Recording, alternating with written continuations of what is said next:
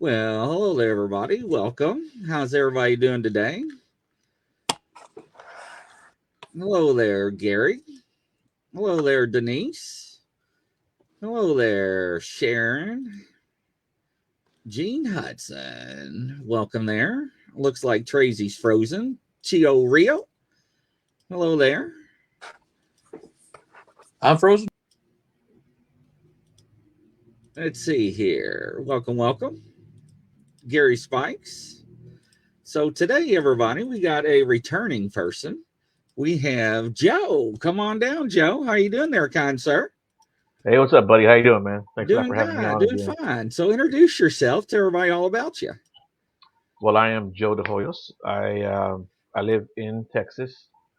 I started out researching Bigfoot, and I eventually expanded out to doing my own podcast, and now I've expanded out even more to starting my own paranormal group, which is Oh, called awesome. Woodline Paranormal. Yep. Awesome. Yeah. So what got you into the field? It's been a while since we've seen you. So yes. Yeah. So I've been interested in all this stuff since I was a little kid, and I had a neighbor that lived across the street and he had like all these stories and all these uh, just this vast amount of knowledge about all these entities, whether they be cryptids or paranormal or UFO stuff and aliens. You know, he was, and where he got this stuff, I'll never know because this was talking about the late '70s, early '80s. I was a kid, 19 years old, and so that kind of piqued my interest even more. So once I became old enough to earn some money by cutting the grass. That's what I would do with my money. I would go buy books and stuff. And I remember I had this one book in particular that I really liked, and it had like all kinds of stuff in it. But it even had the spontaneous human combustion chapter in it, which I always thought was pretty cool. Oh yes. Yeah, Absolutely. yeah. And then after that, even up to high school, I was into all this stuff and reading these books. But when I went to college, it kind of fell off a little bit. Then I got married and had kids, and once my kids got old enough for me to start getting back involved, um, man, I was back in it pretty much, and I took my family out, and my kids were, maybe 11, 12, 13 years old, and uh, turns out I was probably using them for bait, so yeah, that's how it all started. It was probably about 2012, right around that time. Interesting. Yeah. Hey, so since we've talked, you started your own paranormal group now, haven't you? Yes, sir. About 3 weeks ago was my first official investigation. I went to a place in Huntsville, Texas, which is about an hour and a half north of Houston, and we went to a place called Demon Road. But it kind of there's no demons there, but that's just the nickname of the place. And it's Right. got a chapel there. It's an old chapel, and it's got an old cemetery there. Uh, we went there. We got some fairly decent results. I got a spirit box too. That's right here behind me, the SB11, and actually one of the teams that came down from Canada, they actually gifted that to me. They're from Black Moon Paranormal. They came all the way down to Canada, all the way down here to Texas to hang out with me. Wow. And yeah, and that was one of the things we did. We went to Demon Road and we went to the cemetery. And while we were there, my niece actually went with me, and my sister and my brother-in-law, and we were trying out the spirit box. And Maddie came out, which is my niece's name. It said Maddie, and then it said Joe. And I was like, I need to go get my phone because I left my phone in my truck. So I went running back to my truck, and I parked it, I don't know, maybe 50 yards, 60 yards away. And when I came back, the team that was there, they were like, Joe, we were trying to call you. And I had like 3 missed calls on my phone.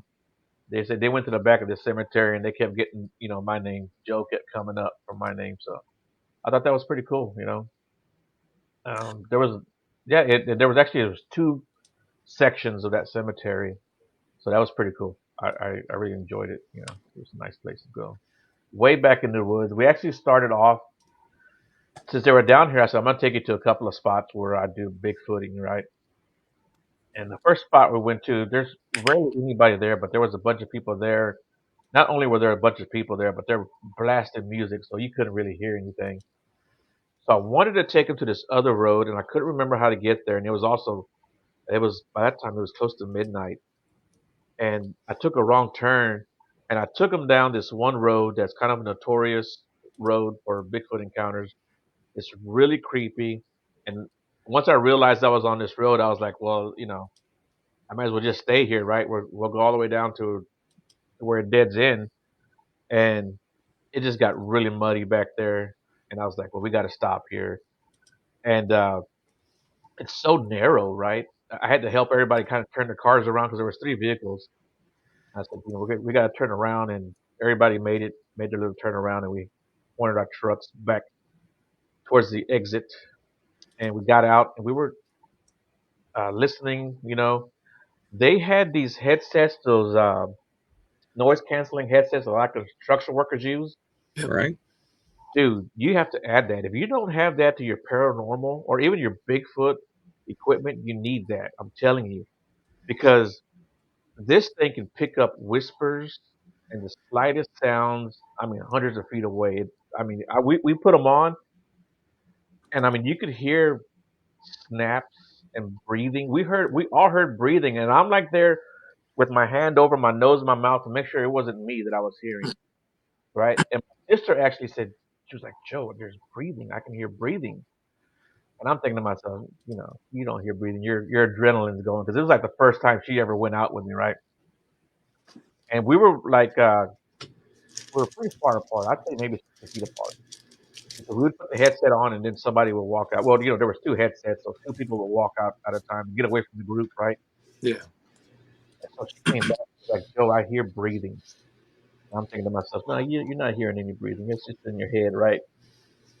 So I go out there and I put them on, and dude, it sounded like this heavy breathing, just. I was like, holy cow, man! It picks up really good. So I can only imagine what it would be like to go to the haunted location. I bet you can pick up. It doesn't record, but you can probably hear voices. I'm almost certain of it. I mean, just the slightest whisper, you could hear them.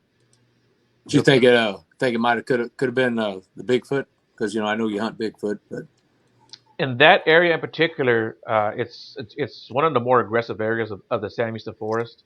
So it could have been, and there was just too many of us. There was probably five.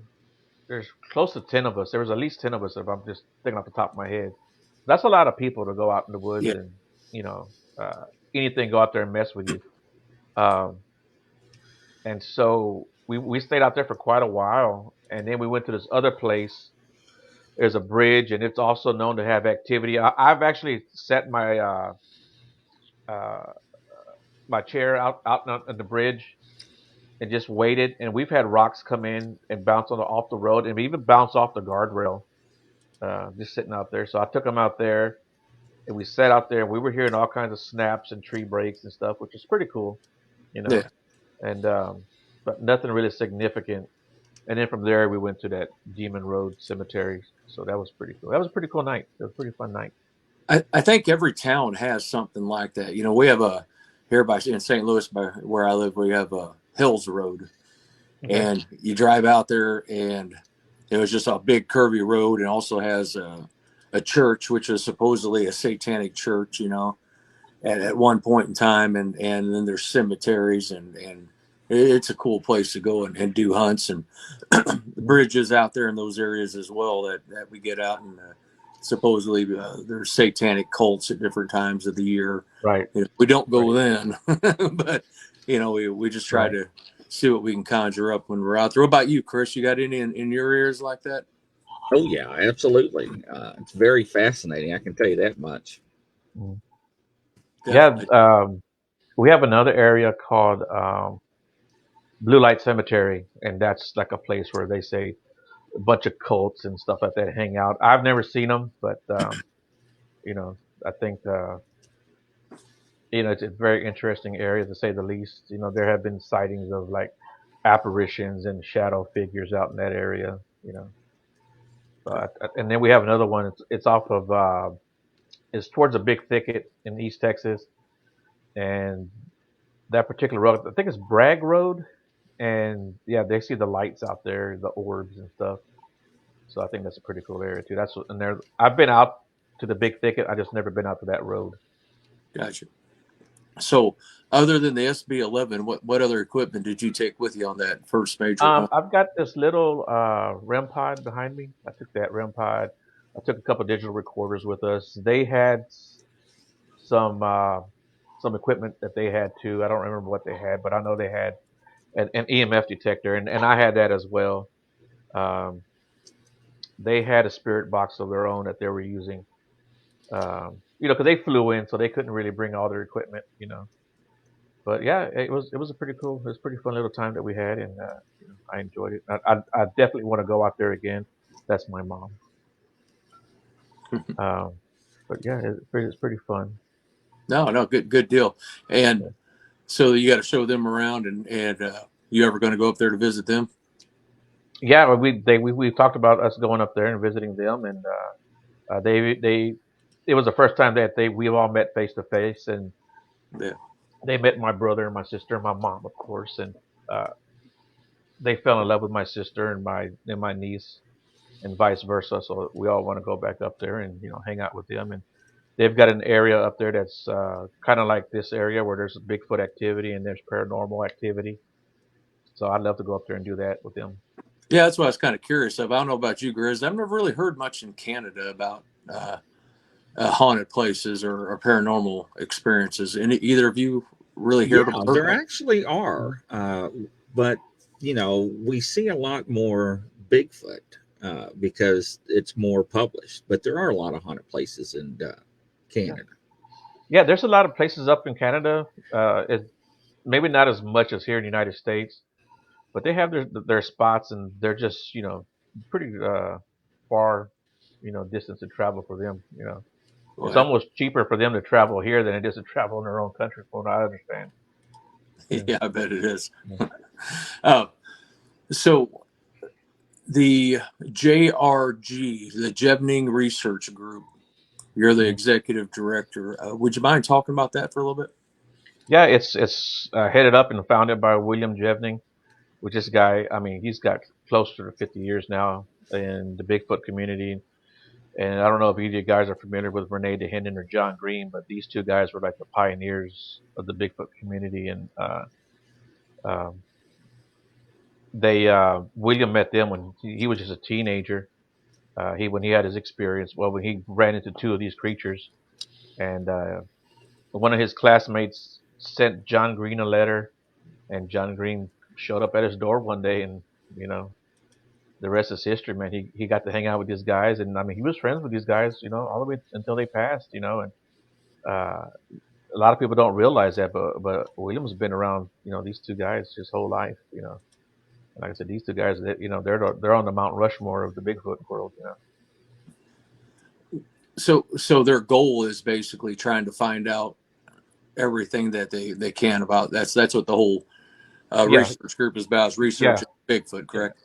yeah. We have groups all over the country, California, of course, here in Texas, Louisiana, Florida, Missouri, New York State, Oregon, Oklahoma, and I'm sure I'm missing a few more states. But we have teams set up everywhere, and yeah, our goal is to collect as much evidence as we can and share it. And we network with other groups too. So if I don't have a team in your state, we can certainly set you up with somebody, and we do vet everyone, as best we can, and we always ask everyone else to vet the people too, research the researcher, right? Uh, but so far we haven't had any issues, but there's always one or two that's going to try to ruin it for everybody, right? So we try to vet everyone as best we can.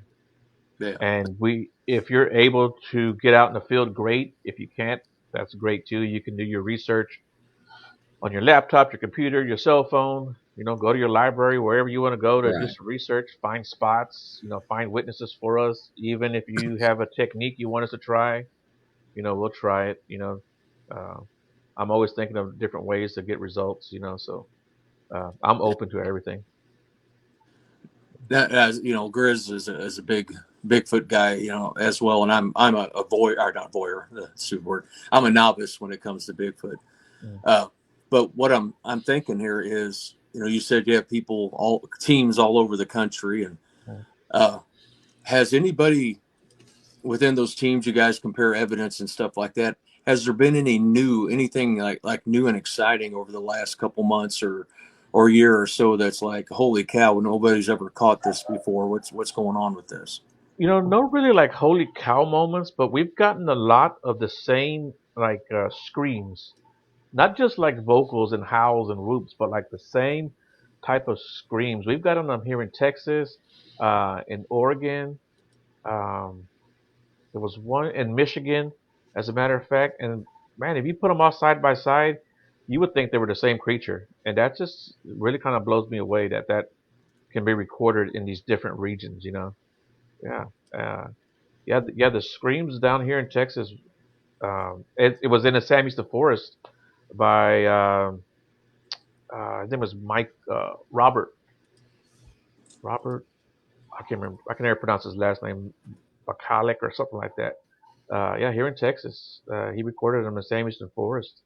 Some crazy, crazy sounds. Yeah, What do you think about that, Grizz? That Yeah, weird? it's yeah, no, it shows you that no matter where you go, there's a common variable that these creatures are, you know, similar across the nation, right? right. So it's very interesting. Same thing with tracks, that you see a common nomen variable when it comes to features as well. So yeah, it's very interesting. Yeah, and those guys that were with Robert, they actually found a trackway with 9 prints. It was pretty recent. It was in the last couple of months. Yeah, yeah, So maybe right. Brian Barber's asking you, Joe, where in Michigan, if you can ask, just a ballpark area, because he's from Michigan and he has a lot Right. of squatchy activity where he goes too. I don't remember the area, but I'll find out. And if you want to message me, Brian, message me, and I'll pull up the information. I don't really remember the exact location. I want to. It's a popular area. I know that much. I can't remember. It's right on the tip of my tongue. I bet if you say it, I'll know it. So that's pretty cool that you guys getting the same noises and stuff like that from them. That's awesome. Mm. Um, has there been any new technology or anything other than like the old school ways, going out there and basically hunting them in the woods? You know, obviously that's the main thing to do, right? But is there Yeah, any you new know, techniques or anything anybody's coming up with over the last few months or so? people have stopped using the infrared, lights. Um, I I, I think that's going to really minimize what you can get at nighttime. But there's a train of thought that these creatures can see in that spectrum, and which a lot of creatures can, in my opinion, I think. And um, so I guess people are trying to get them up closer and to the cameras at nighttime, or at least at dusk, or dawn. And yeah, so a lot of people have stopped trying to use that. No, it wasn't that one, Brian. Yeah, um, yeah, yeah. You So you agree there's with that, Grizz? Yeah, a lot of people think that. Same thing with trail cameras, right? That they can see in certain spectrums that we cannot, because a lot of animals can see in other spectrums we cannot. For our audio listeners, Virgil Kane asked, "Are these sightings that you are also seeing? Are there bears in the area as well?" not here in Texas, at least not this far down south. Um, Anytime there's been a black bear sighting, I mean, they can go within 5 years of seeing a black bear sighting this far down. And I've been in the woods in Sam Houston since 2012, and I've never even seen sign of a black bear. And that goes for a lot of the other people that also do research. But I have talked to one guy that's a Bigfoot researcher since 2012. One guy has seen a black bear here in the Sam Houston, and I know dozens of guys down here. So uh, yeah, I would say it's extremely few and far between sightings Right. down this far south. Yeah, Yeah. yeah. So the thing that, you know, I've whenever we have people on with Bigfoot and of course talking with Grizzly and stuff, it's is getting out there. People got to, like you said, you can do it over the computer and stuff now, which is awesome that group or people do that, you know. Mhm. So what about, everybody still goes out, kind of camps and just, what do you do? Take me on one of your Bigfoot hunts. Start from the beginning, right when you pull up. What's your process going through that? Yeah, and just real quick, I just wanted to add too. Yeah, yeah, I'll tell you, but real quick, I do want to add that we do also have a witness form that people can fill out, or whoever's doing the report can fill out too. If somebody wants to fill out a report on the sighting. Um, but yeah, what I do is I really just go out and try to camp and just kind of hang out. I do hike trails and then I go off trails, especially when I see a creek or if I know there's a like a natural spring in the area. I'll go check out that area. Um, but I mainly stick to the creeks and to the streams and check out those areas because that's water and especially moving water is my favorite because we seem to have a lot of luck there. And there's one area in particular where my friend Walter had his encounter, and we have literally found dozens of tracks in that area. Good tracks, different sizes. Um, so I would tell people to stick to the waterways. If you have creeks, streams, like I said, natural springs in the area, and springs can pop up at any time. There's one area of the Sam Houston. It used to be dry, now it's basically a swamp area because the stream popped up. But we found some pretty good impressions in that area that are to me are prints and the water. Walking in the water, of course, it just kind of eroded away. But we found some pretty good size what looks like prints to us. I wish I could cast them. Do you ever gift to them or anything? No, I don't do that. I don't know. I just don't do that. I have tried it and I haven't had any luck with it, but I've never like stuck with it either. You know, I I don't do that. Just because other animals bring stuff and leave stuff, and unless you really see them doing it, you can't really say it was a Bigfoot. Right. Uh, yeah, and that's just my impression of it. What What are about? your thoughts Go on ahead. cloaking? I don't think they do that. I think we talked about this. I think there are other entities and that people are seeing and getting all lumped in there with Bigfoot. I think there are shadow figures or shadow people, or um, there's uh, there's like a big shadow creature. I forgot what it's called, but it's huge and it's got glowing red eyes. And I think that this thing inhabits anywhere it wants to really. And I think that can get confused with the Bigfoot. I think there's a lot of paranormal activity that happens in the forest, that gets lumped in there with Bigfoot. That's not to say people aren't seeing what they say they saw. I won't discount anyone's testimony or what they witnessed.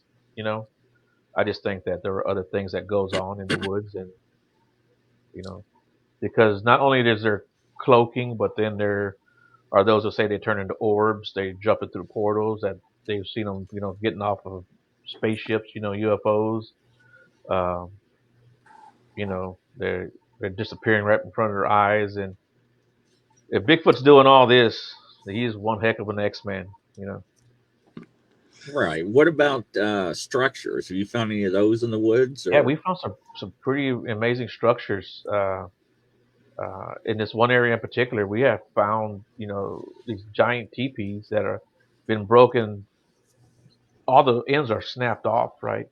And we're pretty much convinced that there's just no way a human's going to do it. A person's going to do it. 'Cause these are big limbs that are being snapped off and broke off. We've seen um, like 4 and 5 inch trees. I guess they're still saplings at that point. I mean, just snapped off at the 8, 9 foot level. I mean, and it's like there's no other trees around there that are damaged. So it's like something's breaking these things off. And this is an area where Walter had his encounter, right? Hmm. Yeah. So And what do you think these TPs represent? I don't know if they're just structures like hunting blinds, or camouflaging. But it seems like, and I've heard this from other people, and I try not to let that persuade me. But at the same time, it looks like they're in good position to see things coming and going. So I do actually kind of lean that way. Like I said, I try not to let other people influence me. I try to look through my own eyes. But sometimes these structures look like they're just set up in the right spot, either for ambush or to keep a good eye on stuff, on their surroundings. Have you seen X's and other formations in the woods? I've seen X's. I don't know what they mean. Um, I don't necessarily know that's for us, you know. I had a guy here in Texas. He put up, and this is very recently, within the last 3 or 4 months. He put up his deer feed, right? His deer feeder, and 2 weeks later he went back, and there's these two X's between his deer stand and the deer feeder. Oh, You wow. know, yeah, and he's had activity on his land. I'll see if I can put up the picture and show you. But yeah, it was crazy. He goes, dude, because I came back 2 weeks later, and there's these two X's. But he's had activity on his land. He's had a where he was fishing. He had a big rock. He said about the size of a basketball come flying out of the woods and land next to his boat. Hmm. And he's been screamed at and howled at. Paced back to his truck. Yeah, it's pretty crazy. I'm trying to So see if I can. Virgil Kane says, I'm working through this, not being cynical, but wouldn't such a big animal been discovered? Promise I'm not being, I know what you're, Virgil, you're not the only one. A No, lot no, of no. You're not. people, You're not the first person to say this or to ask me this. And I'll tell you right. something else. If you've ever been to the San Francisco Forest, you can put a T-Rex in there and never see this thing. You know, I mean, that's how thick some of this forest is, and that's not. I'm not being cynical either or exaggerating. You could put a T-Rex back there and you would never see it. You know, uh, this forest is thick. Anything that wants to hide is going to hide. Um, and I actually believe that they probably see us a lot more than we see them. Oh, yeah. And as far as being discovered, um, I'm kind of thinking that they have been discovered. And I don't mean to say that like uh, from even like a government standpoint. I think there's been enough people who have seen these creatures, credible people. Um, their eyewitness testimony would stand up in a court of law. Yeah. Well, Yeah, people has been prosecuted by eyewitness testimony in a exactly. court of law. Yeah, and you definitely have misidentification, right? You have um, shadows and people that get their adrenaline pumped, right, or get scared, and they think they saw something and they really didn't. But you're going to have those people who saw what they saw, right? You're going to have that, and all these prints that people have seen or cast or uh, taken pictures of. If all of them are human or being faked, but one of them is real, then this creature is real, right? And some of these prints are like, I just don't think you can fake all these prints. One of my friends, um, in he's here in Texas. He casted this in Oklahoma. Wow. Here, let me Yeah. supersize you here. There you go. Okay. I don't know how good you can see. I'm trying to get the shadows, but I mean, you can see the creases, Yeah. right? This is a 16-inch track, Huh. right? And this is number 3 of 5. And I'm just like I said, I know for sure he didn't fake it. He's one of my. I've known him for I don't know since That's crazy. 2015. Yeah. And So Joe will tell you, ladies and gentlemen, there are hoaxers out there and fakers and wannabes, and it happens. yeah, and there are people out there um who just want to see one so bad or want to convince you so bad that they are um seeing stuff that they're not seeing. And Yes. you know what I'm saying. There are those people who are going to draw the red circles around every damn thing, and um, I'm in Houston, Texas, Brian. But yeah, yeah, there are. I mean, I like that print right there. If you could see it, you could see all the creases and the wrinkles in the toes and stuff like that, and the creases. That's actually the first one I've ever seen, so that's cool. And somebody actually real life, you know what I mean? Right. Uh, Yeah. you might see it on a video or anything, but that's cool that you have that. Yeah. Yeah. Oh, yeah. That's one of my prized possessions. If my house is on fire, that's getting out here with me. Yeah, You no know. kidding. Right, absolutely. Yeah. Yeah, Mhm.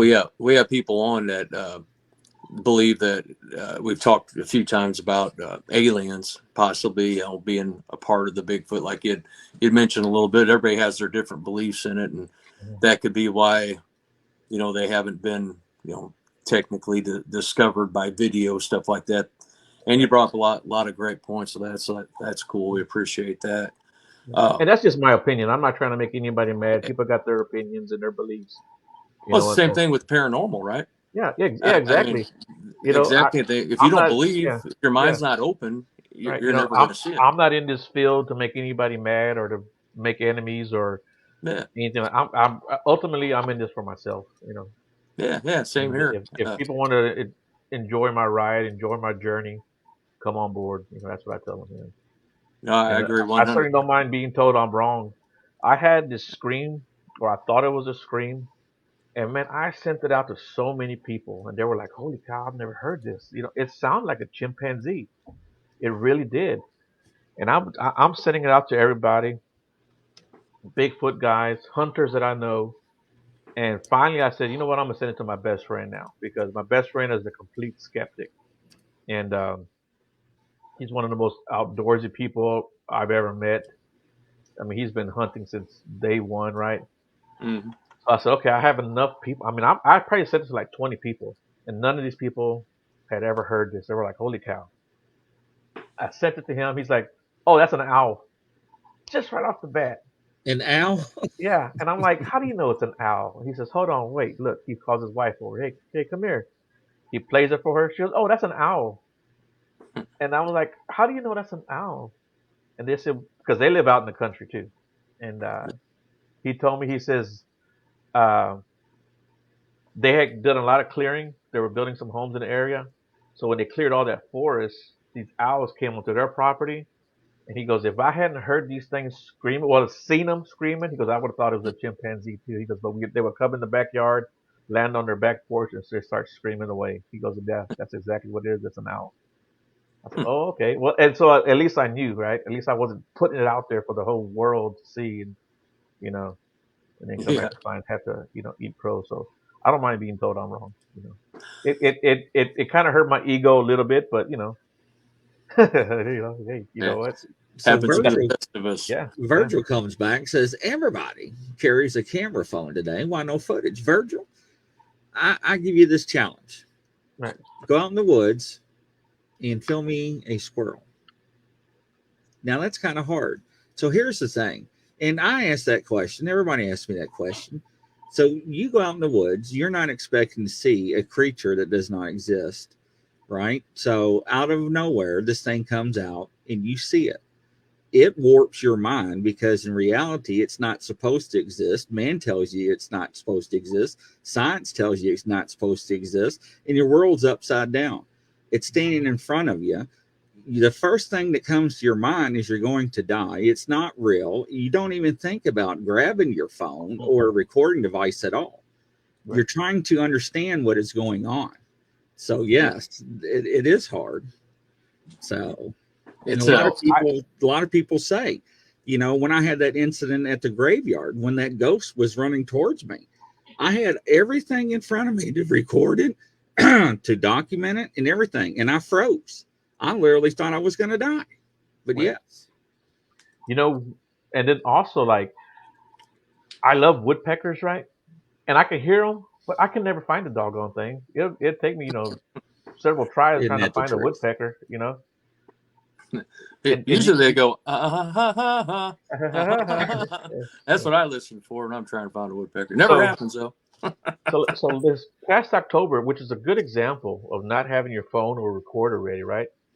this past October, me and Walter went out to this area. We've been out there several times. We leave our trail cams and our recorders out there, and we went out there, and we didn't really expect to go out there because he had worked all day, and I knew he was tired.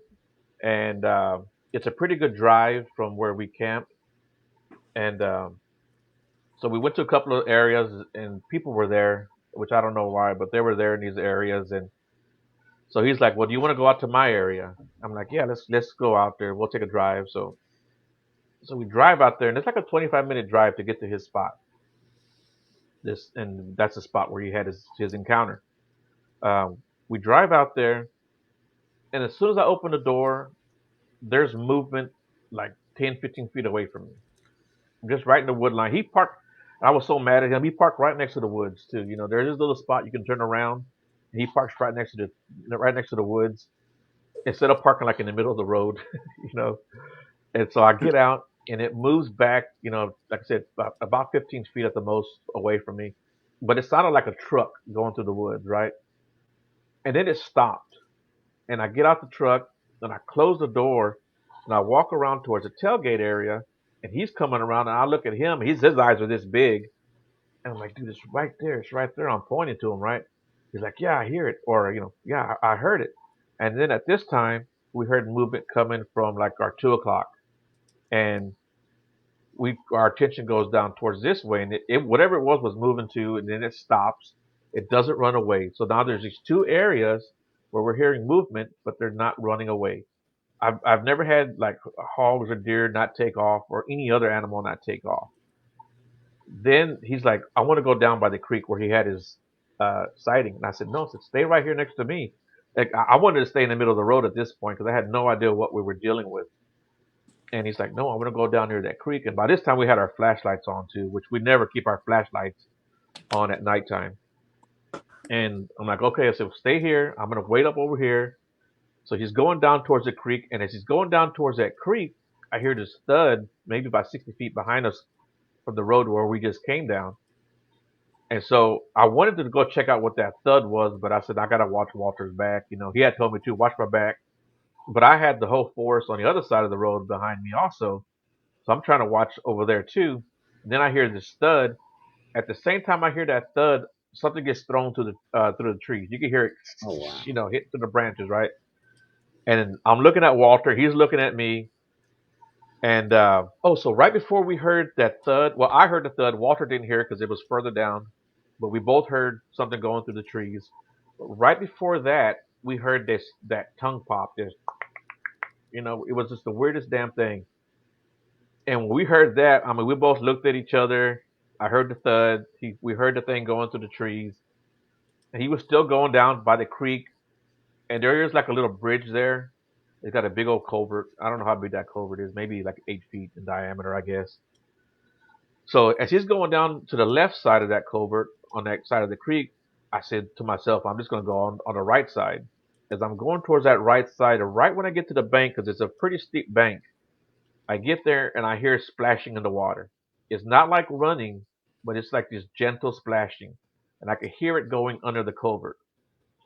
And as I turned around, because I'm going to yell at Walter, hey, it's going your way, right?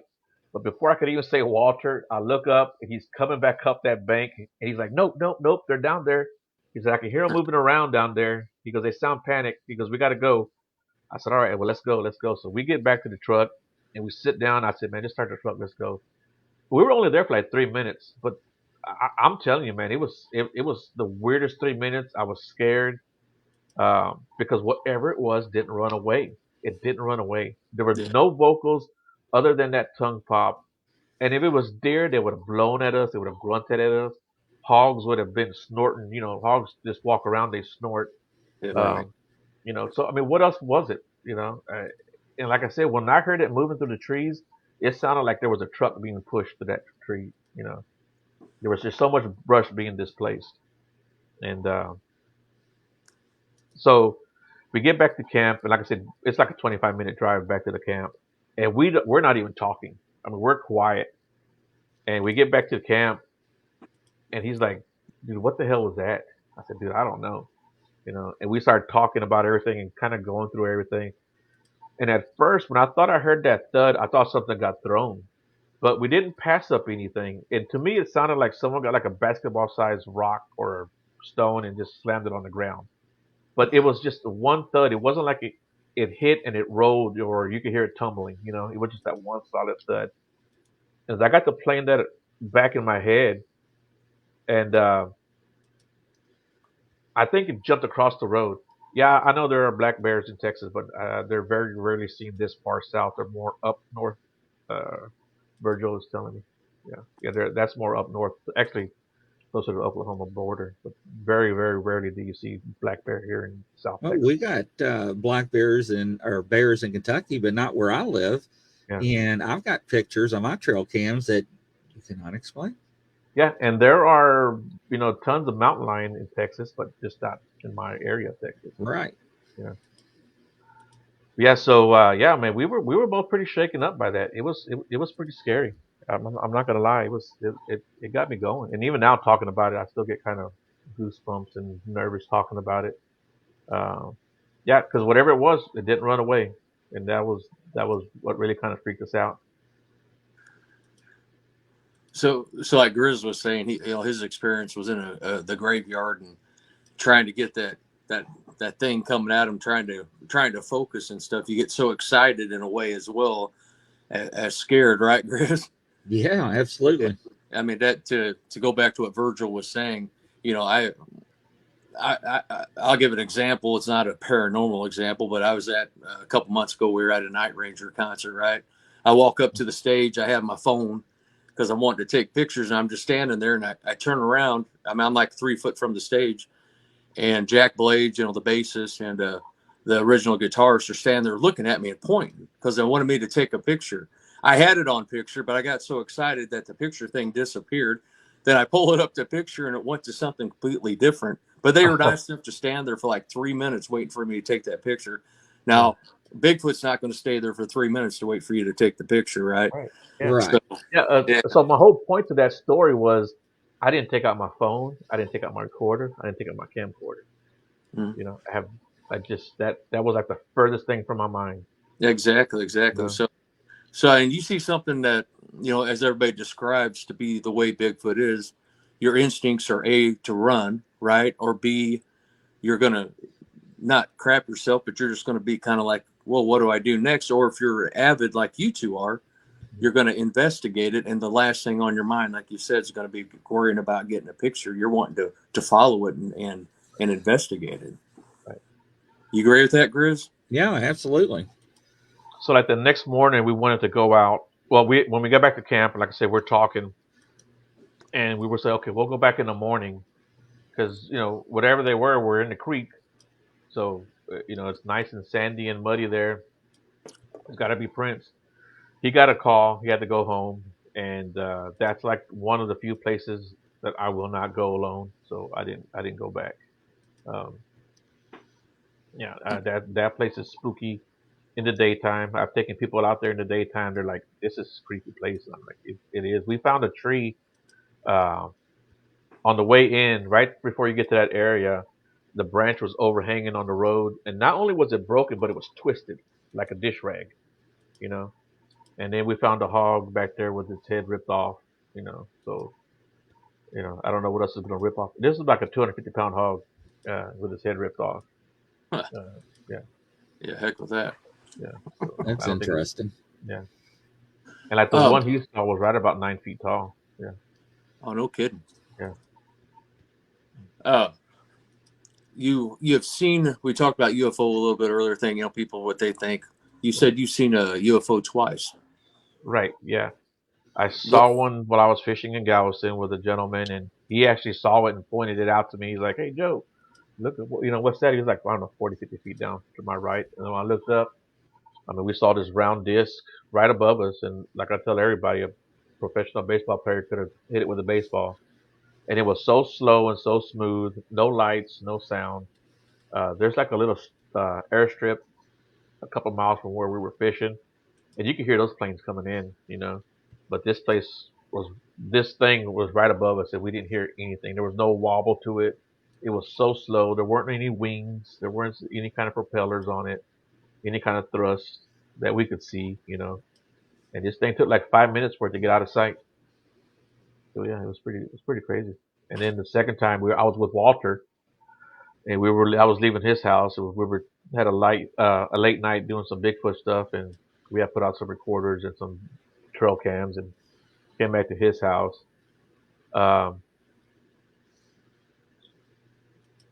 yeah, so I was reading Virgil's comments, and so we saw these two lights coming at each other just like this, and they looked like they were going to hit, and they stopped, and they did a couple of circles, and then they took off in the opposite direction again. That was the Wow. weirdest thing I've seen. And right before I saw that, I had heard someone tell me that they have seen that before too. No kidding. And Virgil asked us any incidents of a Bigfoot killing a human. Yes, there actually have been. Um, I know of one in Louisiana, and I can't say too much about that one, but yeah, two brothers got attacked. I talked to the guy personally. Um, I talked to another guy in New Mexico. He had sprayed a juvenile with a water hose. And then I don't know, 6, 8 months later, he smelled something nasty. He woke up. He was in his bed, and there was a big one, about 8 foot tall, standing at the foot of his bed, and it just pummeled the hell out of him. And actually, he lost a finger. Ooh. Uh, you don't know if they bit his finger off intentionally or he's trying to fight back and it got in his mouth and he bit it off. But yeah, he wound up losing a finger. And of course, the authorities told him he got attacked by a bear, but he's like, no, what attacked me wasn't a bear. And when a friend of mine who's in law enforcement who told me about this incident, um, they wouldn't even let him talk to the guy. And uh, he went back to go look when he finally got out of the hospital, and the guy wasn't at home anymore. So Hmm. he's thinking that he was told to move or Yeah. leave the property. So You ever hear of any attacks like that, Grizz? Yes, I know the one he's talking about. There are a lot of reports where which one? the one that got attacked by Bigfoot and his fingers, I think, got Okay, bitten yeah, in the okay, yeah, hospital. yeah. But there's also some ones that were in Michigan, and there's some in some other states. However, when law enforcement are involved, it's covered up. They usually are reported by being attacked by animals or so-called bears, Mhm. but they're not going to put in the paper that it's been attacked by Bigfoot. Wow. A lot of people that go missing in national parks are not known. They're unclassified because they don't want people to know what's going on, right? Right, yeah. And I'm not saying everybody goes missing in national parks or cryptid related, but there are some kind of connections that people are saying. But they're not going to be national known that, oh, Dogman or Bigfoot or a cryptid did Right, it, right, Joe? right, yeah. So the guy that was involved with the finger, the guy that I know in law enforcement, do you know who he is? I know of a person that knows of him, yes. Okay, okay. So his name is out there, but I don't want to say his name because Right. you know, That's why I was avoiding. yeah, yeah, yeah, yeah. All I'll say is, but he goes by two initials, and but he also was part of the investigation where a kid was riding his bike, and the Bigfoot grabbed the kid off the bike. Fine, You know, yes. yeah, yeah, yeah. He was also involved in that too, and he didn't hurt the kid, but he threw the bike up, I think, in the tree or something. You know, Yes, that's yeah, what I was told. yeah, So yes, it does happen. right, It really does. yeah, yeah. Yeah, there have been reports. There was a guy. I don't know if he was a Native American or if he was walking their Native American land, but he was walking on the road in the middle of the night. He was drunk, first of all, also, I believe, and one came out and just tenderized the hell out of him, broke some ribs and stuff, and didn't kill him, but, definitely put a whooping on him. And he described it like the way you've seen chimpanzees, when they beat the ground, or Right, he described it the same way. That's how he was getting beat. But of course he was told that it was by a black bear. You know, right. And yeah, black bears don't pound on the ground. yeah. Oh, so always pair up when you're out there, huh?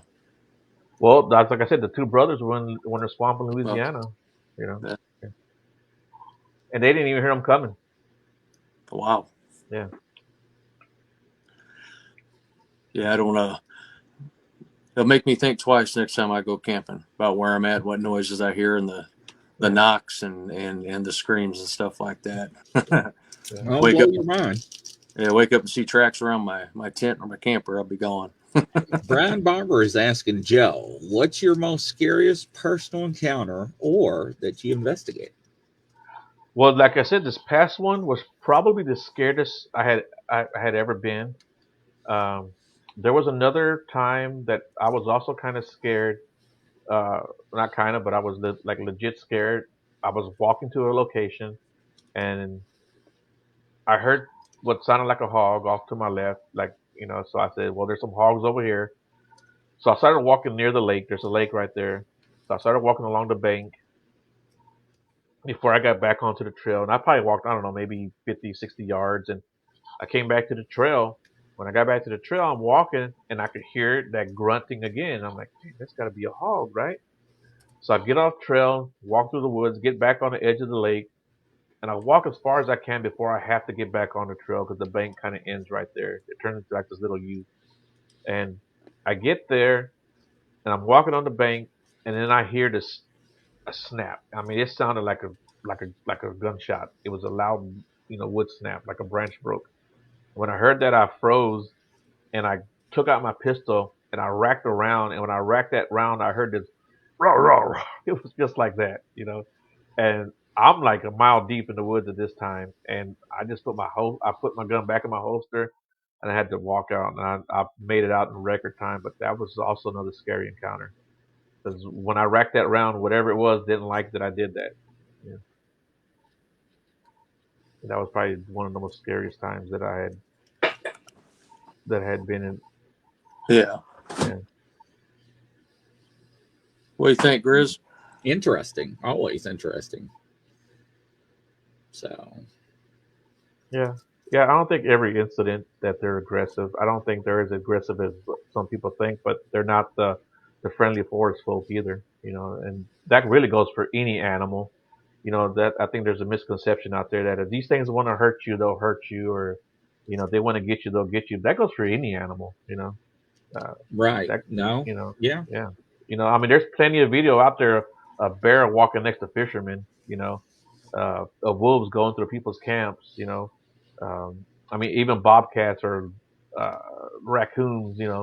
They want to get you. They're going to get you. There's not a whole lot you're going to do about it. My luck will be that one.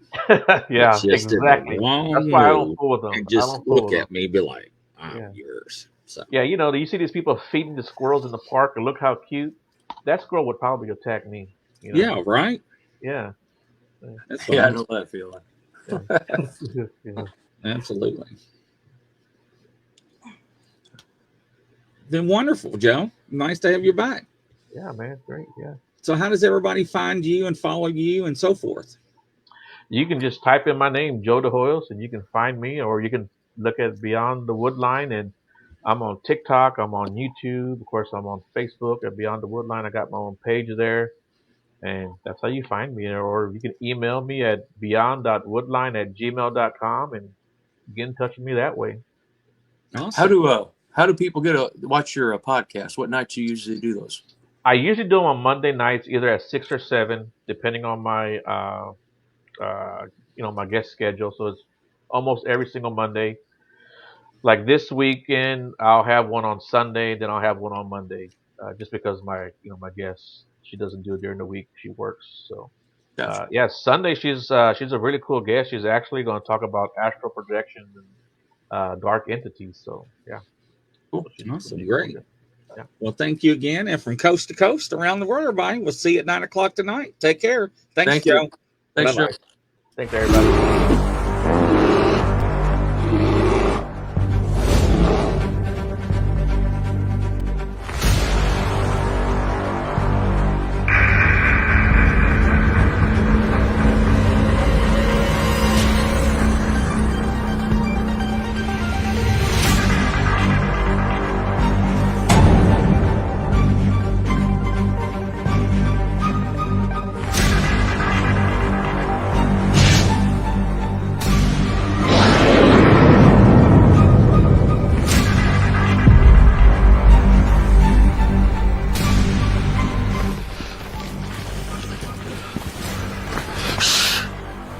It's a grizzly.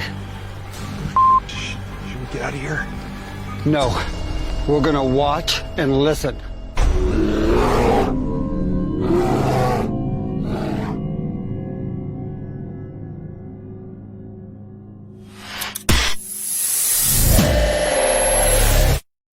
Action.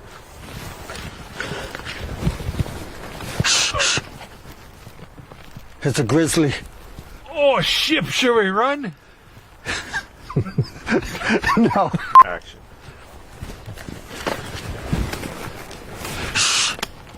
It's a grizzly.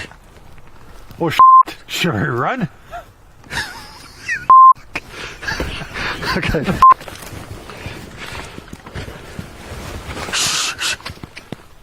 It's a grizzly. Are you sure it's not a chipmunk? Action.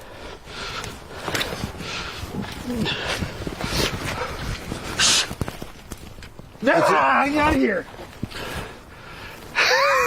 Action.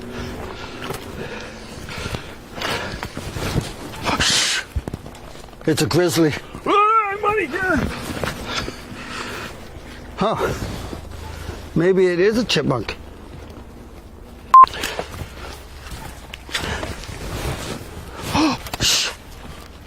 It's a grizzly. Are we gonna die? I don't know. We're just gonna sit here and listen and watch.